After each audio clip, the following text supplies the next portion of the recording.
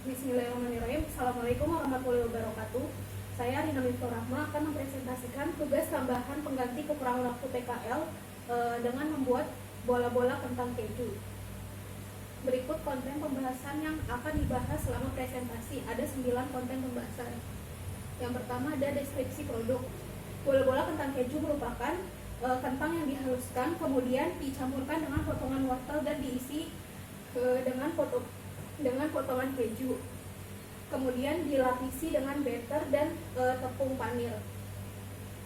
Nah, spesifikasi produknya, nama produknya itu adalah bola-bola kentang keju.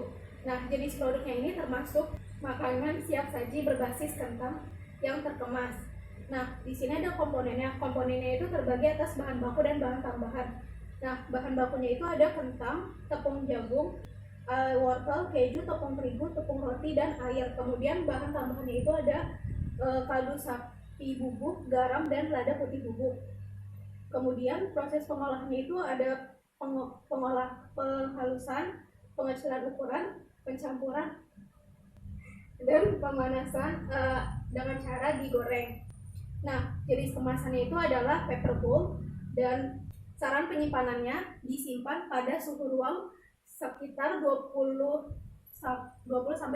derajat Celcius. Nah, ini bahan yang digunakan. Kemudian proses pengolahannya itu pertama adalah kentangnya itu dikupas, kemudian dilakukan pencucian. Nah, setelah dilakukan pencucian, kentangnya itu dilakukan pengecilan ukuran, dipotong menjadi 4, kemudian dilakukan perebusan. Nah, setelah direbus, kentangnya dihaluskan. Setelah itu dilakukan pencampuran. Nah, sebelum pencampuran ini ada perlakuan terhadap wortel. Wortelnya ini pertama dikupas, kemudian dicuci, dilakukan pengecilan ukuran sampai ukurannya kecil-kecil.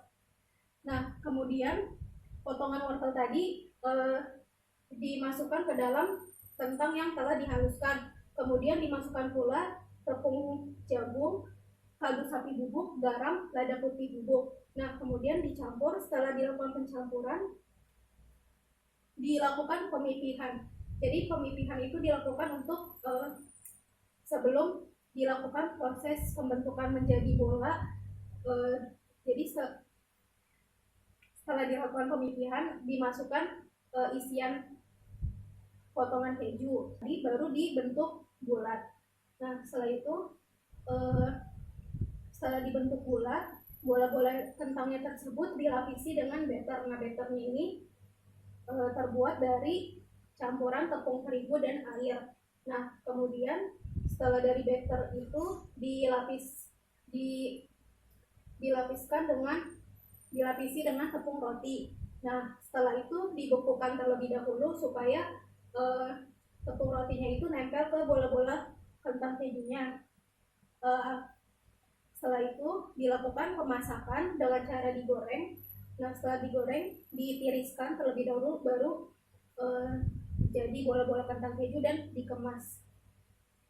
Nah, ini ada kerusakan pada bahan baku. Kerusakan itu ada 3: kerusakan fisik, kerusakan kimia, dan kerusakan mikrobiologi. Nah, bahan baku yang pertama itu ada kentang. Kerusakan fisiknya itu adanya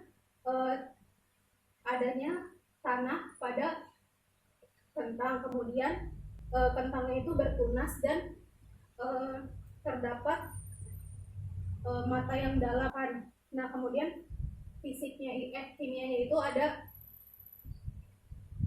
perubahan warna dan adanya residu dari pestisida. Kalau yang mikrobiologinya itu tercemar Phytophthora infestans. Ini merupakan kapang yang dapat merusak kentang. Kemudian tepung jagung, tepung terigu, dan tepung roti itu punya kerusakan fisik yang sama, yaitu adanya kontaminasi benda asing seperti kerikil dan kontaminasi serangga, yaitu kutu. Nah, kalau tepung terigu dan tepung jagung juga sama, kerusakan kimianya itu tercemar bahan pemutih, dan kerusakan mikrobiologinya itu tercemar E. coli dan atau tercemar kapang. Nah, kalau tepung terigu dia kerusakan mikrobiologinya bisa tercemar Bacillus cereus.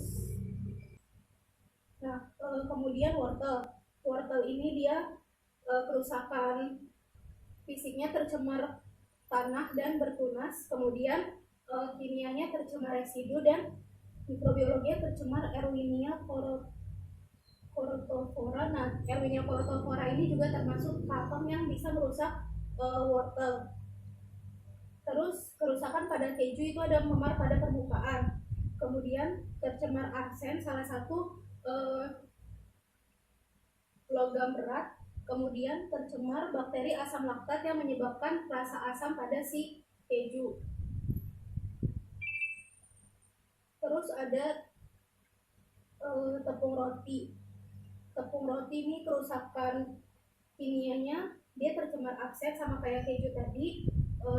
Kalau kerusakan mikrobiologi tercemar bakteri E. coli dan atau bisa juga tercemar kapang. Nah, kalau air ini dia fisiknya itu ada perubahan bau, rasa, dan warna, kemudian kerusakan kimia itu tercemar klorin yang berlebih, dan mikrobiologi tercemar coliform. Nah, salah satu bakteri coliform yang dapat mencemari air adalah E. coli juga. Nah, ini analisis produk bola-bola kentang itu mengacu pada SNI nugget ayam. Tidak ditemukan SNI bola-bola kentang karena bola-bola kentang itu mirip dengan nugget ayam, jadi digunakan SNI nugget ayam. Nah, ujinya itu ada uji fisik, uji kimia, dan uji mikrobiologi. Nah, uji fisiknya ini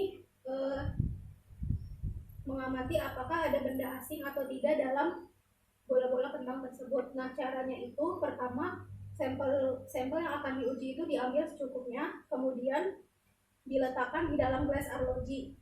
Nah, setelah itu dilakukan pengamatan oleh seorang panelis terhadap sampel tersebut. Nah, setelah diamati, hasil pengujian itu dinyatakan sesuai dengan hasil pengamatan, apakah ada benda asing atau tidak. Nah, ini merupakan syarat mutu dari nugget ayam. Nah, kemudian ada uji kimia. Uji kimianya itu merupakan uji kadar air. Nah, prosedur pengujiannya itu pertama adalah aluminium dan tutupnya itu dipanaskan di dalam oven bersuhu 125 derajat plus minus 1 derajat Celcius dengan waktu 1 jam. Nah, setelah dipanaskan di dalam oven, pinggan dan tutupnya itu didinginkan di dalam desikator selama 20-30 menit.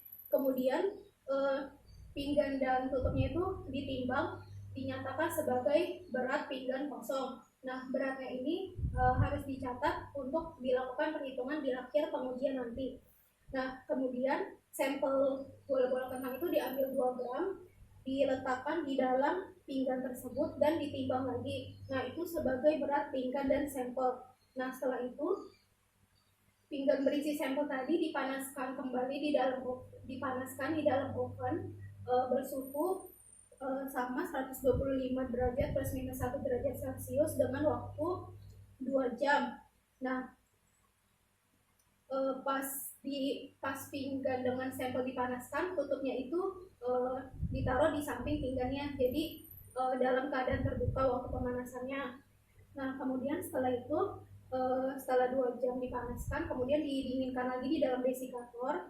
Nah, setelah itu ditimbang kembali, itu sebagai pinggan dan sampel kering. Nah, setelah ditimbang kembali, dilakukan pengujian 2 kali atau duplo dengan prosedur yang sama. Nah, setelah itu dilakukan penghitungan kadar air dalam sampel. Yang ketiga ada uji mikrobiologi, yaitu angka lempeng total atau total bakteri. Nah, pertama sampelnya itu diambil 25 gram, kemudian diencerkan dengan 225 ml larutan pengencer. Nah, dihomogenkan. Setelah dihomogenkan, dilakukan pengenceran kembali sesuai kebutuhan. Bisa sampai pengenceran 10 tongkat min 4. Nah, dilakukan pengenceran itu supaya pas dihitung jumlah koloninya itu jadi semakin sedikit gitu, jadi mempermudah perhitungan jumlah koloni. Nah, setelah dilakukan pengenceran sesuai kebutuhan, dari masing-masing pengenceran itu dipindahkan ke dalam cawan petri sebanyak 2 cawan petri. Jadi setiap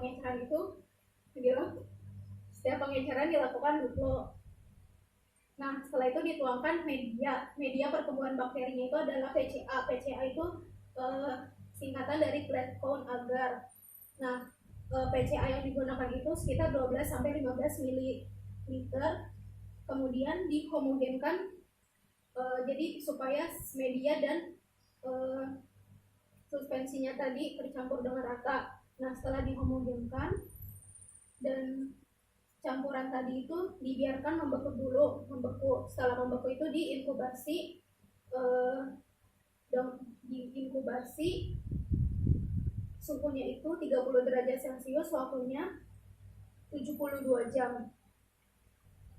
Kemudian setelah diinkubasi pertumbuhan koloninya itu dihitung yang jumlah koloninya 25 sampai 250. Nah, setelah itu dihitung total bakterinya atau angka lempeng totalnya dalam 1 gram sampel. Nah, strategi pemasarannya itu mengambil strategi pemasaran 4T, yaitu produk, promotion, place, dan price. Jadi produk itu produk yang dijual adalah bola-bola kentang keju dengan tekstur yang lembut di dalam dan renyah di luar dengan isian keju yang meleleh. Kemudian promotionnya itu bisa dengan cara promosi di sosial media seperti di Instagram, di Twitter, dan di YouTube. Kemudian bisa promosi dengan brosur dan dengan endorsement. Kemudian place-nya itu ini salah satu contoh penjualan di marketplace, yaitu Shopee. Nah, harganya itu 15.000 per porsi, yang mana isi satu porsinya adalah 6 buah bola-bola kentang. Nah, ini pengujian organoleptik yang dilakukan oleh 10 panelis. Nah, sampelnya itu ada 2 sampel kode 536 dan 537. Sampel 536 itu merupakan ulangan kedua dan sampel 537 merupakan ulangan yang pertama. Dari hasil pengujian organoleptik yang dilihat adalah yang six sample. Nah, ini six sampelnya kan ada 4 parameter: rasa, aroma, tekstur, dan kenampakan. Nah, dari keempat parameter ini, six sampelnya itu lebih besar daripada alfanya. Nah, alfanya itu adalah 0,05. Nah, kesimpulannya adalah apabila six sample nilainya lebih besar daripada alfa 0,05,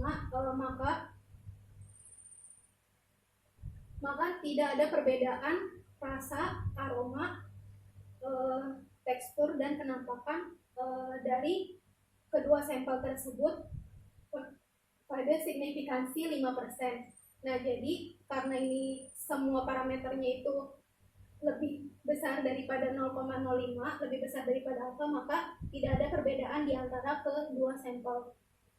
Nah, ini merupakan hasil dokumentasi dari produksi. Nah, ini merupakan produk ulangan yang pertama. Nah, ini ulangan yang kedua tapi belum dijadiin bola-bola kentang. Terus ini yang baru setengah dibulet-buletinnya ulangan pertama. Jadi yang ini ulangan kedua ini jadi kayak gini. Terus ini merupakan kemasannya, ini paper bowl. Terus ini satu porsi isinya 6. Terima kasih. Assalamualaikum warahmatullahi wabarakatuh.